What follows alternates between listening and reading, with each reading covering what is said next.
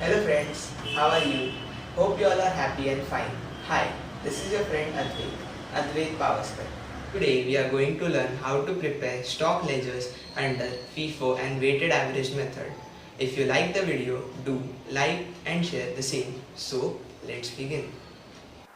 The question is, stock of material as on 1st of March 2020 was 1000 units at the rate of 10 per unit.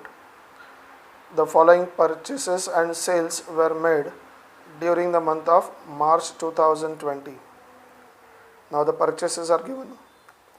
2nd March 2020, 2000 units at the rate of 11 per unit. 3rd March, 3000 units at the rate of 12 per unit. 11th March, 4000 units at 13 per unit. 22nd March, 5000 units at 14 per unit. Sales are given. On 5th March, 5400 units were sold.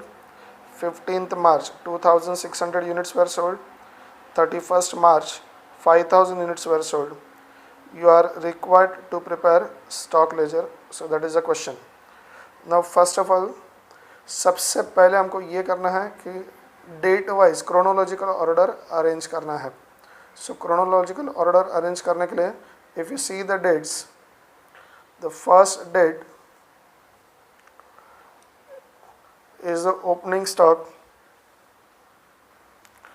So the first transaction we have to record is on 1st March. This we have to record first March. Then if you see the purchases and sales, see the dates.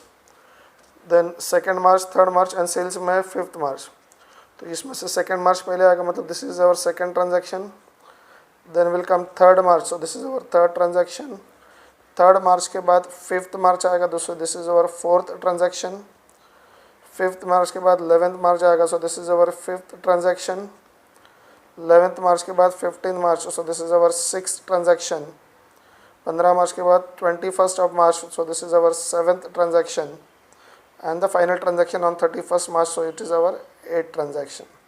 So here we have decided the order in which entries to be made in the stock ledger.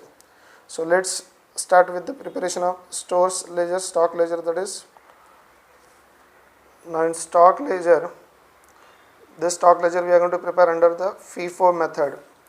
इसमें देखो total 4 columns है. एक है date column जिसमें हमको transaction का date लिखना है. रिसिट्स, तो इसमें हमको तब लिखना है when the goods are entering into the stores. तो जब हमारे स्टोर्स में गुड्स आने वाला है, that means purchases we have to record on receipt side. Stores में से जब गुड्स जाने वाला है, so we have to write in the issues column, मतलब सेल्स हमको इश्यूज में लिखना है. And whatever remains we have to record in the balance column. Receipts, issues and balance में देखो कॉलम्स कौन से क्वांटिटी मतलब यूनिट्स लिखना है, उसका rate, and units multiplied by rate, that is amount. So units rate amount, units rate amount, these are the columns in stock ledger. So now the first transaction 1st March 2020, मतलब ये opening balance है 1000 units at the rate of 10 per unit. तो इसको हम लोग देखो कहाँ पर लिखेंगे. फर्स्ट डेट है हमारा 1st March 2020, बैलेंस है यूनिट्स है 1000 units at the rate of 10, तो ये हो गया आपका 10,000. तो फिर से एक बार 1st March, ये पहला ट्रांजेक्शन था हमारा. First transaction 1st March 1000 units at the rate of 10. So 1st March 1000 units at the rate of 10, ये 10,000. बढ़ते आगे हमने डिसाइड किया था सेकंड ट्रांजेक्शन हमारा परचेस वाला. परचेस मतलब गुड्स आ रहा है, गुड्स आर रिसीव्ड, तो हमको लिखना है रिसीट्स कॉलम में. तो देखते हैं 2nd March में 2000 यूनिट्स आ गया एट द रेट ऑफ 11. तो देखते हैं यहाँ पर 2nd March 2000 units are received at the rate of 11, तो ये हो गया आपका 22,000. Now in the balance column कैसे लिखना है, पहले से हमारा स्टॉक था 1000 units at the rate of 10,000. नया स्टॉक आ गया 2000, so we have to write below that 2000 units at the rate of 11, 22,000. Now the third transaction फिर से एक बार परचेस में है. 3rd March 2020 में हमने 3000 यूनिट्स परचेस किया एट द रेट ऑफ 12. तो इसको देखो कैसे लिखेंगे, परचेस किया मतलब रिसिट्स कॉलम में आएगा। सो 3 मार्च 2020 3000 यूनिट्स खरीदा है at the rate of 12, so ये हो गया 36,000। Now for balance we have to write the first as it is 1000 at the rate of 10,000, फिर जो दूसरा था 2000 एट द रेट ऑफ 11 22,000, और तीसरा स्टॉक जो आ गया so 3000 at the rate of 12 36,000। Now next transaction that we have decided sales में से है 5 मार्च वाला। सेल्स है मतलब गुड्स जा रहा है, so we have to record in the issues column. Now देखते हैं इसको कैसे रिकॉर्ड करना है। तो 5 मार्च 2020 कितना यूनिट्स बेचना है, 5400। कितना यूनिट्स बेचना है, 5400। हमारे पास पहला वाला स्टॉक है 1000 यूनिट्स, तो पहले 1000 यूनिट्स को इशू करेंगे। 1000 units 10,000, first in first out, ये हमारा मेथड है। तो जो पहले आया वो पहले चला गया, तो पहले 1000 चला गया। दूसरा स्टॉक जो है वो 2000 का है, तो वो भी पूरा चला जाएगा। 2000 eight the rate of 11 22,000, so total मिलाकर 3000 हो गया। हमको इशू करना था 5400।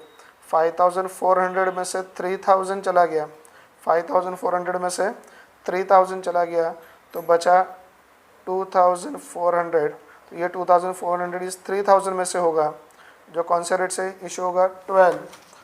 सो 2400 मल्टीप्लाइड बाई 12, तो आपका अमाउंट हो गया 28,800।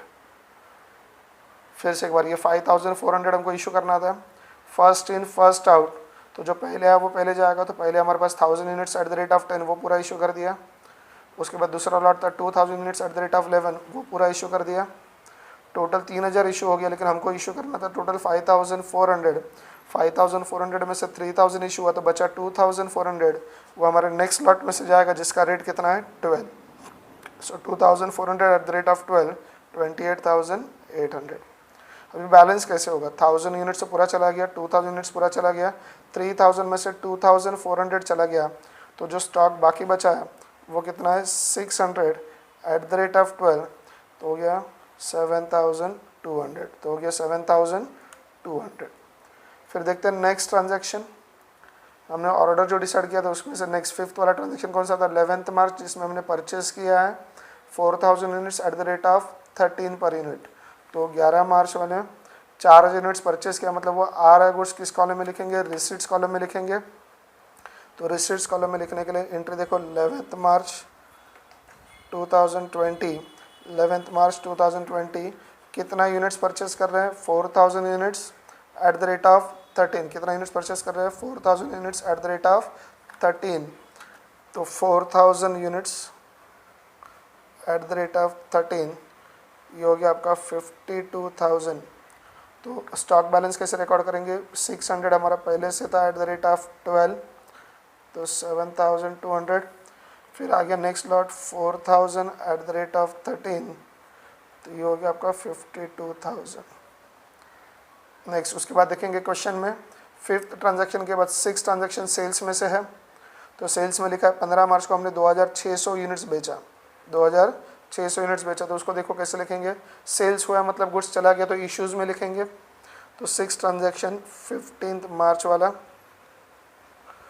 2600 यूनिट्स इशू करना है। बैलेंस में देखो पहला वाला 600 का लॉट है, तो वो 600 लॉट पूरा का पूरा इशू होगा एट द रेट ऑफ 12, तो ये हो गया 7,200। टोटल 2600 इशू करना था, उसमें से 600 इशूड हुआ है, तो बचा 2000। और नेक्स्ट लॉट मतलब 13 में से जाएगा, 13 eight the rate of 13। So 2000 multiplied by 13 that is 26,000। तो स्टॉक बैलेंस जो बचा 600 तो पूरा चला गया, 4000 में से 2000 चला गया, तो बचा कितना, 2000 एट द रेट ऑफ 13, तो ये हो गया आपका 26,000। बढ़ते नेक्स्ट क्वेश्चन की तरफ। 6 के बाद 7 ट्रांजैक्शन परचेस में से है, वहाँ पर 5000 यूनिट्स परचेस किया एट द रेट ऑफ 14। तो परचेस किया मतलब गुड्स आ रहा है, तो रिसिट कॉलम में लिखेंगे 21 मार्च 2020 5000 यूनिट्स हमने ख़रीदा है एट द रेट ऑफ 14, तो ये हो गया आपका 70,000।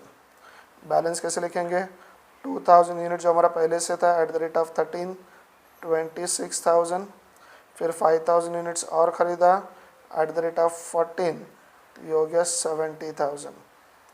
बढ़ते क्वेश्चन में। क्वेश्चन में लास्ट ट्रांजैक्शन दिया हुआ है 8 ट्रांजैक्शन, 31 मार्च को सेल्स वाला है, मतलब गुड्स जा रहा है। कितने यूनिट्स बेचे हैं, 5,000 यूनिट्स सोल्ड किया है। तो हम लोग इसको इश्यूज़ कॉलम में लिखेंगे। तो इश्यूज़ कॉलम में देखो कैसे होगा, 31 मार्च 2020 5,000 यूनिट्स बेचना है, जिसमें से 2,000 यूनिट्स पहले इशू करेंगे एट द रेट ऑफ 13, तो ये हो गया आपका 26,000। टोटल 5,000 इशू करना है, 2,000 हो गया, मतलब 3,000 बाकी है। तो 3,000 नेक्स्ट लॉट में से इशू होगा। सो 3,000 जो इशू होगा उसके लिए रेट क्या होगा, 14, उसका अमाउंट हो गया 42,000। 2,000 पूरा इशू हो गया, बैलेंस इज 0। 5,000 में से 3,000 इशू हो गया, balance is 2,000 eight the rate of 14, सो ये हो गया आपका 28,000। तो यहाँ पर अपने ट्रांजैक्शंस ख़त्म हुए। देखो टोटल करने के लिए रिसिट्स कॉलम में यूनिट्स का टोटल करना है, 2,000 प्लस 3,000 प्लस 4,000 प्लस 5,000, ये आ गया आपका टोटल 14,000। रेट का टोटल नहीं करना है, 22,000 अमाउंट के लिए 22,000 प्लस 36,000 प्लस 52,000 प्लस 70,000, टोटल हो गया आपका 1,80,000।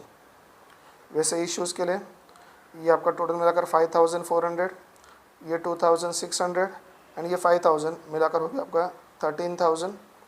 यहाँ पर 10,000, 22,000, 28,800, 7,200, 26,000, 26,000, 42,000, टोटल मिलाकर हो गया 1,62,000। और बैलेंस कॉलम में टोटल नहीं करना है, बैलेंस कॉलम में क्या करना है, देखो लास्ट ट्रांजैक्शन लिखने के बाद जो बैलेंस में आता है उसी का टोटल करना है। लास्ट ट्रांजैक्शन होने के बाद जो बैलेंस में बचता है उसी का टोटल करना है। तो यहाँ पर एक ही अमाउंट है, 2,000 units at the rate of 14, 28,000। So 2,000 units at the rate of 14, 28,000, and therefore the value of stock on 31st March 2020 is 2,000 units at the rate of 14 rupees 28,000. Now for the same question हम लोग solve करेंगे stock ledger under weighted average method. हमने पहले से decide करके रखा है, same question हम लोग रिपीट कर रहे हैं। तो आपको क्वेश्चन पहले से पता है। ओपनिंग बैलेंस हमारा फर्स्ट ट्रांजैक्शन है, फिर परचेस में से एक सेकंड ट्रांजैक्शन, 3 मार्च वाला थर्ड ट्रांजैक्शन, फिर सेल्स वाला 5 मार्च वाला 4th transaction, then again purchase, sales, purchase and sales. तो order, chronological order already we have decided. हमने सेम क्वेश्चन सॉल्व किया था FIFO, first in first out method से। Now we are going to solve it by weighted average method. हम लोग same question solve कर रहे हैं वेटेड एवरेज मेथड से। तो आपको यहाँ पर समझ में भी आएगा कि चेंजेस क्या क्या होने वाले हैं। तो 1 मार्च 2020 में ओपनिंग बैलेंस था, कितना बैलेंस था, 1,000 units at the rate of 10। तो हम लोग उसको वैसे ही लिखेंगे जैसे फीफो मेथड में लिखा था। 1 मार्च 2020 1,000 units at the rate of 10, तो अमाउंट हो गया आपका 10,000, अमाउंट हो गया आपका 10,000।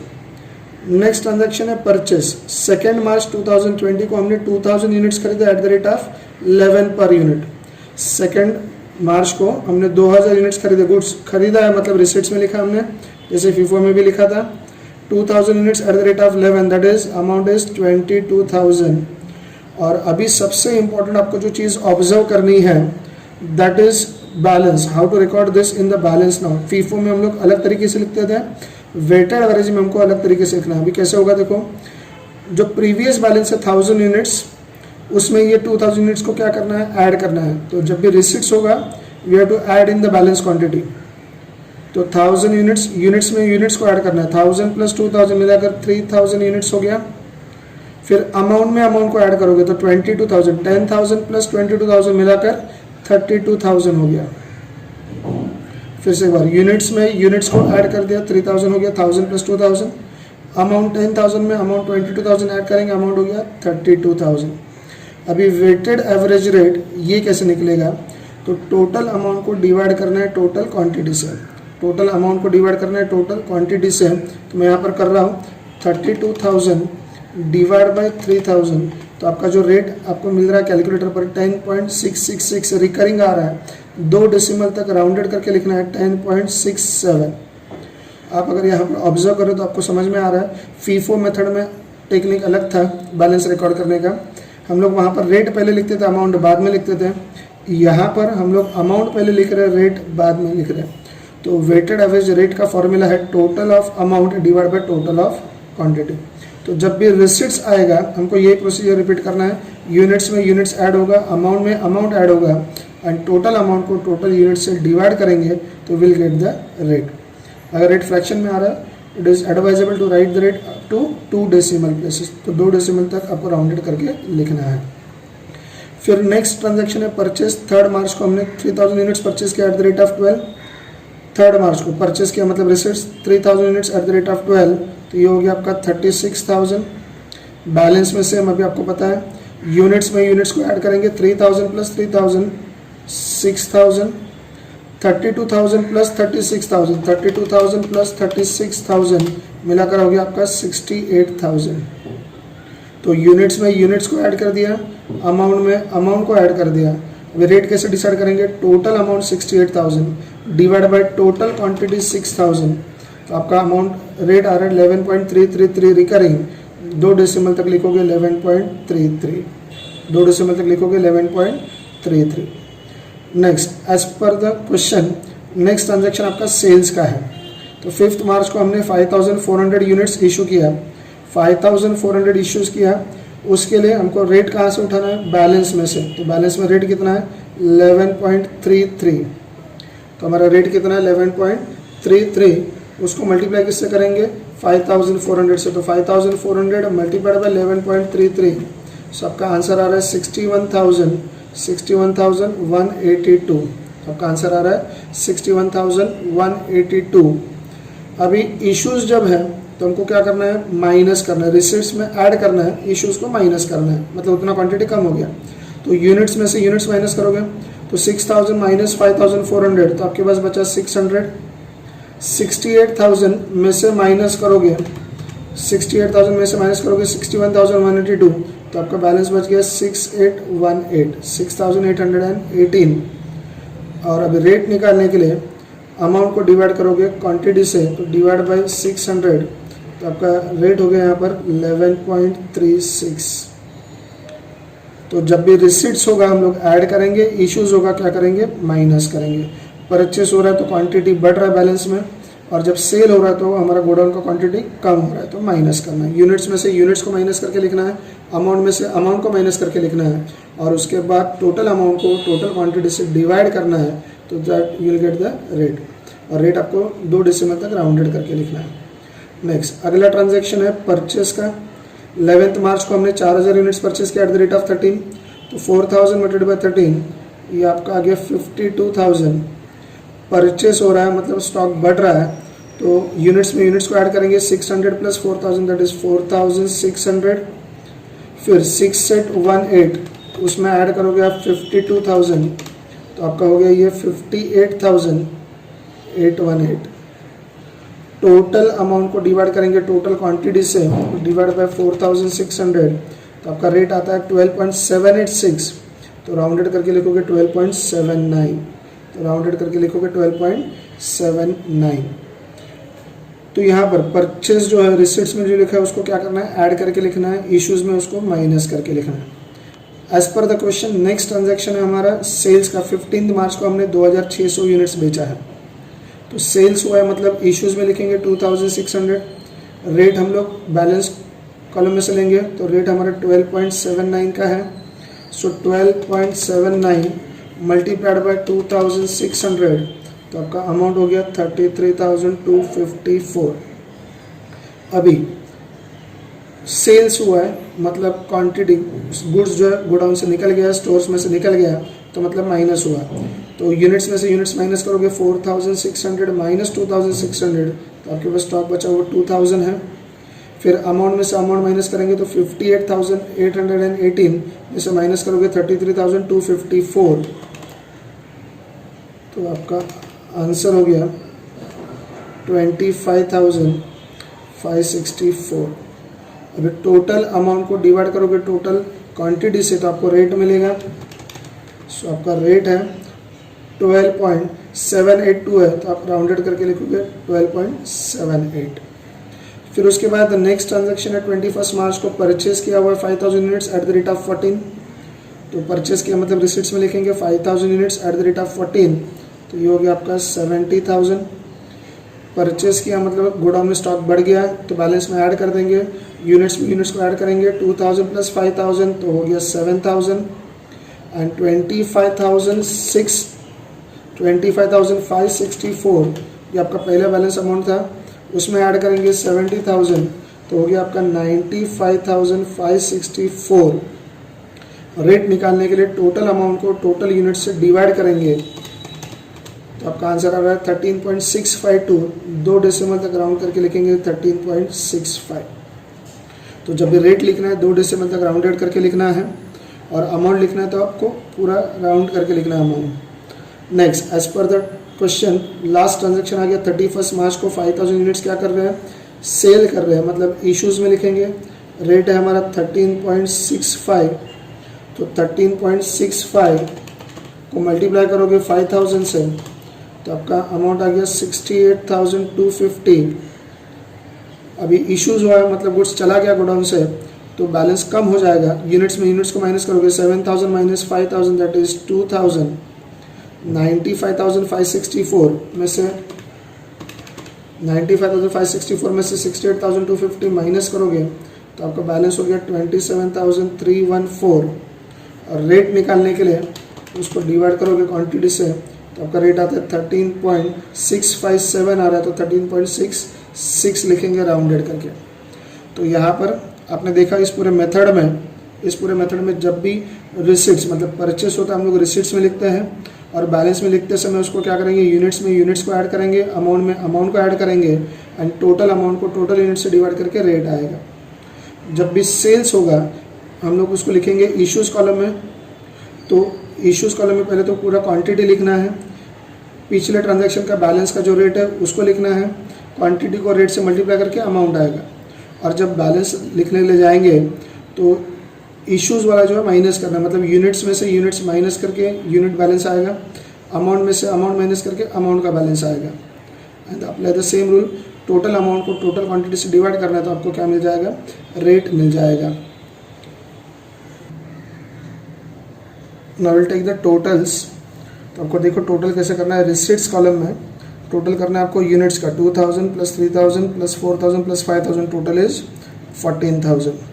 रेट का टोटल नहीं करना है, अमाउंट के लिए 22,000 36 52 70,000 टोटल इज 1,80,000। वैसे इश्यूज के लिए 5,400 2,600 plus 5,000 total sales issues are 13,000। Rate का टोटल नहीं करना है, अमाउंट को टोटल 61 33 68 करके 1,62,686। बैलेंस के लिए याद रखो आपको टोटल नहीं करना है, लास्ट ट्रांजैक्शन के बाद बैलेंस कॉलम में जो लिखा है वही हमारा क्लोजिंग बैलेंस होगा। सो हमारा आंसर है the value of closing stock as on 31 March as per weighted average method is 2,000 units at ₹27,314। Value of closing stock as on 31 March 2,000 units at 27,314। ना how we can calculate the cost of goods sold. अगर हमको question में बोला calculate the cost of goods sold, आपका यही answer cost of goods sold का है। तो देखते हैं यही आंसर हमारा फॉर्मूला के हिसाब से cost of goods sold. Opening stock उसका वैल्यू था 10,000, ओपनिंग स्टॉक उसका वैल्यू था 10,000 as per weighted average. As per FIFO method भी आपका 10,000 है, आप उसको सोल्यूशन में देख सकते हो। एज पर फीफो 10,000 ही ओपनिंग बैलेंस है। पूरे महीने भर में हमने परचेज किया 14,000 यूनिट्स, उसका वैल्यू 1,80,000, तो परचेसेस का वैल्यू 1,80,000। फीफो मेथड में भी वो वैल्यू सेम ही है, तो फीफो मेथड में वैल्यू सेम है 1,80,000 वेटेड एवरेज में भी है।